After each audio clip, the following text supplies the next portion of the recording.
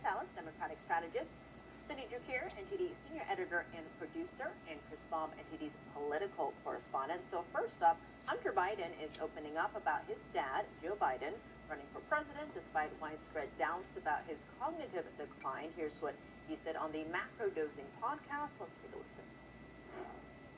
My dad walked out, and he literally, for the first time in my life I've ever seen this, he looked like a deer in the headlights. He looked blank. And what do I attribute that to? Well, I now know what to attribute it to. I thought that it may have had something to do with them giving him Ambien when he was flying back and forth, his age, the combination of that. But now I know. My dad had cancer. My dad's, he didn't know. I mean, we didn't find out until 9 months later that he not only had stage 4 prostate cancer, but he had stage 4 metastatic bone cancer, which means that it had been metastasizing for over a 3-year period of time. All right, so here's the statement. Fake news or not fake news, cancer was the real reason behind Joe Biden's poor performance in the June 2024 presidential debate. Chris, let's start with you. Fake news? I'm like a deer in the headlights right now. That was the first time he saw his father behave that way. We reported on this for like 2 years while it was going on. It was a weekly occurrence. His prostate cancer was in the brain. I mean, what are we talking about? I don't want to joke about this, but I've heard him blame the debate problems on a cold, on Trump lying, on jet lag, on Ambien, and now it's prostate cancer. It's ridiculous.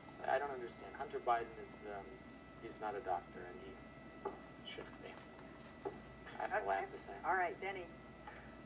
I mean, yeah, it is fake news. Like you just stated, it is the 6th various different excuses now at this point. You know, you mentioned the Ambien, the stroke from Joe Biden. You know, there's a number. Don't forget about the stroke. So look, it's just admitted to everybody. Clearly, he was going through cognitive decline. He was not mentally equipped to continue being president past his term. I believe it was fine to finish out his term, but anything past that, just stop. There's just like stop excusing something that was so obvious to every American who has their eyes just looking at what was happening with President Joe Biden. Like, stop lying to us. Just move on. Cindy? Fake news. I blame the Easter Bunny. No, I don't think we need to think too much about trusting the judgment and perhaps relationship with the truth of Hunter Biden. There's been several questionable things that have come up in his public life. I'll leave it there. All right, let's move on. So let's turn to that heated exchange between CNN's Dana Bash and House Secretary RFK Jr. Let's take a listen. I mean, I think we did virtually everything wrong the last time. So what about now? The principal thing that we need to do is we need to listen to what's happening to doctors on the ground. So at the start, the conversation was still relatively calm, and then it escalated. I mean, Yes, you I were do. part of the problem. No, I wasn't part of the There problem. was absolute press malpractice. We're allowing your Mr. job, Secretary, your job Your job. is a fierce skepticism Okay. toward authority. And Yes, you weren't I am. doing that. You I were am. beating My up job on is people who were also- dissenting. No. Okay.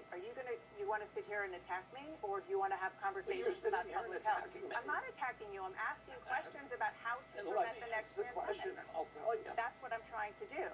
But I also don't want to use this interview to allow you to say things that aren't entirely true. You're talking about therapeutics, fine.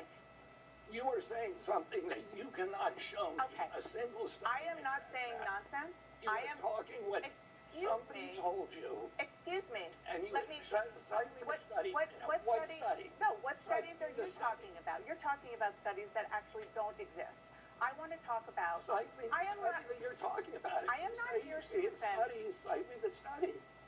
This is not productive. I am not here to defend all of the. Let me You're finish. talking nonsense. Let me You're making finish. assertions you can't support. All right, so fake news or not fake news, RFK Jr. won this face-off with CNN's Dana Bash. Cindy, let's start with He you. won. You know, I don't know. This is one of these things where it's completely, the Chiron, you don't know what to do, because I don't know what to say. Because my main takeaway from this is that it's one of these, guys, sorry, I can't help it. You can flash it all you want. My main takeaway is that it's one of these like completely useless, frustrating exchanges that kind of shows you everything that's wrong with the system, because there's no ability to actually put receipts on the table, have a meaningful exchange, and let people come away with some assessment of the exchange that doesn't just support what they thought before they went into it. They're both saying each other using, studies that don't exist, but we don't get a chance to hear about them or see them. Well, one thing he did say, which she was kind of pushing back on, is she wanted to know what he was do in the next pandemic. The propaganda and what he said is we would ministry. listen to the frontline doctors and their experiences and act instead of censoring them right off the bat, which is basically what happened. Vaccination. And that could have been explored more. He's got the receipts for lots of studies that could have been explored more. And he did accuse her of just listening to the experts during COVID too, and you're doing the same now. And everything that came out in Fauci's diaries, proved that there are a lot of things that shouldn't have listened to the experts on, but obviously would just get reported as fact because it came from the expert class. Anyway, it's just frustrating. So sorry guys, I still haven't got one for you. All right, Jenny. Look, I'm going to say not fake news and side with RFK Jr. here, because I think he brings up the legitimate fact that there was a lack of what you're alluding to was investigative journalism. Like, where was all these folks just questioning all of this? Anything. Instead of just parroting anything that anyone was stating as gospel, like this is true, and vilifying anybody who dissented. Just think about how many folks lost their jobs from not taking the COVID vaccine, right? So, like, there's things like that should just never happen. I think we went so far overboard on one end. Members of the that we military refused got to just not only dishonorable use the common sense, discharge. but also just question authority. That is a job of a journalist. So, yeah, he brought up some legitimate, real factual points, like you mentioned. These are their front lines. And, yeah, some folks in media that have been here for a long time and can be their own celebrity, like Dana Bash, does not like being questioned on her own show. So she is going to naturally push back like that. But that's when you put your ego aside. And don't forget that you are a journalist. You wouldn't Act like Of course, agenda. that was back when we had All right, Chris? fat men and I would say dresses. not fake news. I'm going to give it to in RFK military. here. But I will say that it's finally nice to see them platforming RFK instead of calling him like a kook, which they spent years doing, really. And finally, when he gets a chance to defend himself and what he believes, they turn it into a shouting match. But what it did show me was, your journalism is alive and well. I mean, people are looking at papers. It looked like me, kind of.